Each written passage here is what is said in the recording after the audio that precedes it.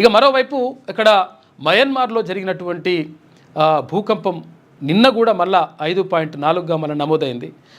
మొత్తం కూడా ఒక రకంగా మృత్యు ఘోష కనిపిస్తూ ఉంది మయన్మార్లో.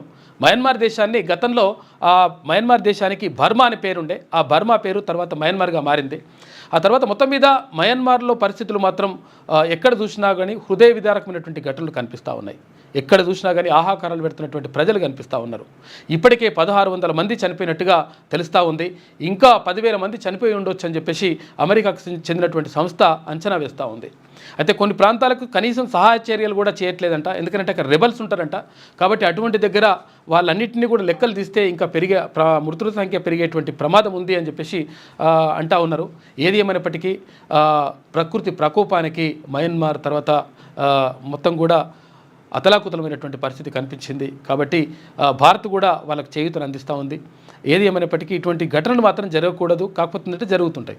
అయితే ఇది దక్కన్ పీఠభూమికి సంబంధించి నిన్న తీర్మాన్ మల్లన్న గారు చెప్పినట్టుగా నిన్న దక్కన్ పీఠభూమికి సంబంధించి అంటే మన హైదరాబాద్ ప్రాంతం కానీ తెలంగాణ ప్రాంతం కానీ ఇక్కడ దక్కన్ పీఠభూమిలో ఉంది. ఈ దక్కన్ పీఠభూమిలో భూకంపాలు పెద్దగా రావు, తర్వాత వరదలు ఈ ప్రభావం కూడా చాలా తక్కువగా ఉంటుంది. కాబట్టి సురక్షితమైనటువంటి ప్రాంతంగా దక్కన్ పీఠభూమిని చెప్తూ ఉంటారు. కాబట్టి మనం ఇక్కడ ఉన్నాము అంటే చాలా అదృష్టంగా భావించాలి హైదరాబాద్లో ఉండడం.